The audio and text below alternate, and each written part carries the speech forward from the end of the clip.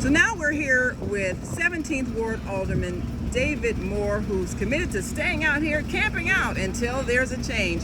So, Alderman Moore, tell us, what is it that you need to hear from the Chicago Police Department, from the mayor's office, from wherever, that would make you end this vigil here on 73rd Place where there is high drug trafficking? What I need is some type of letter or even a phone call would say, Alderman, we got a plan that when you leave that block, it will not go back to the way that it was. Meaning, you cannot, no one in a right mind can take over a whole city block where people cannot drive down the street. And so I just need a commitment of a strategy saying, we're committed to a strategy that when you leave this block, it would not go back that way. And that's all I'm looking for. And we can do that, because this is not rocket science. I'm not asking for something that's so complicated. This would not happen in Beverly. You cannot go over and take over a city block where it's a super highway, people taking over a whole street.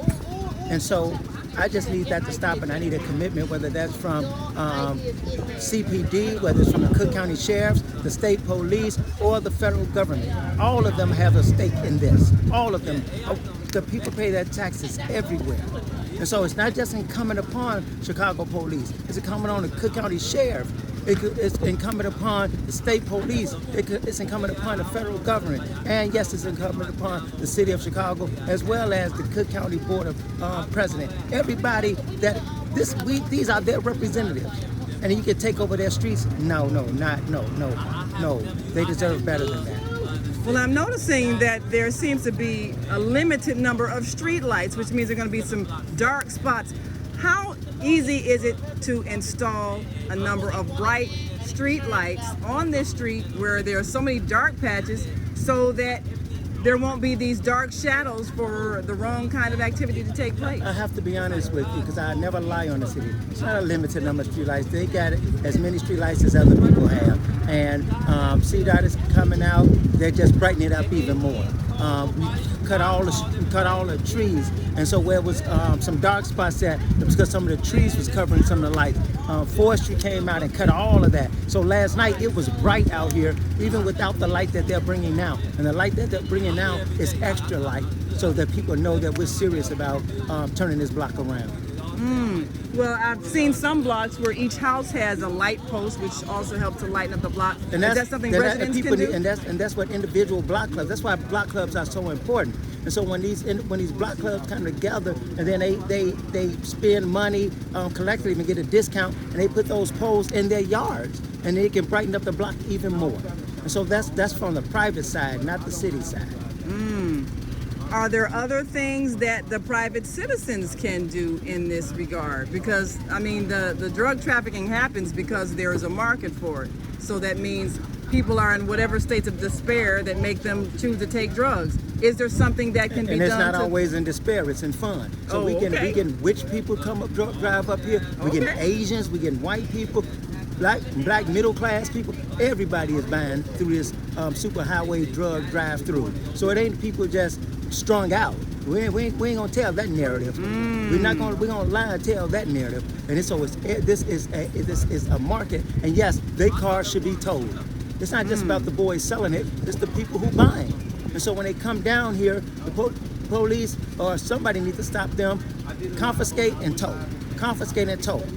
And so that's a strategy we can use too. So there's many things we can do. Well, last question, since it's obviously a booming business, the drug sales, as you say, customers coming from everywhere, is there another product? Is there another industry? Is there something else that can employ the local people that would attract them away from the drug trafficking? Yeah, I mean, if people want a job, we've been out here before. This is not our first, it's been over a 5-year period. And we've offered people jobs. And out of my 5 years, or out of my 9 years that I've been alderman and dealing with people, 3 people have took me up on it when they was out in these streets, and they off the streets. They work, but they gotta want to do it. There are opportunities out here, but you have to want to do it. There are opportunities out here, but you have to want to do it. And all this stuff, I ain't working for $18 an hour. Everybody gotta start somewhere. You don't, because you went to jail, get to make $50,000 a year because you went to jail. In life, you're gonna have to give up something free. Somebody gave up 4 years of their life to go to college. They had to pay for it. Somebody gave up 4 years of their life to go to the military. Somebody gave up maybe 2 years to go to a trade school. You're going to have to give up something to get something. There's nothing in life that's free. So we got to stop all that coddling stuff. Stop all that BS about coddling and you got to give them, you got to have them jobs. You got to want it too. You have to want it as well. So I'm not gonna play them games. No, you got to want it as well. Okay. Well, it looks like there are a lot of people who maybe want to be entrepreneurs, but just have a product that is not in the best interest of the people. Do you think? And this people can be and I want people to converted think to it's not entrepreneurship. always, and I want to be careful when I say this because I don't indulge any illegal activity. But my fight here ain't about just initially somebody selling something. You can't take over a street. I don't care if you were selling Kool-Aid. You can't freaking take over a whole street and sell Kool-Aid in the middle of the street. And people trying to get by, and you telling them to wait until you sell your Kool-Aid.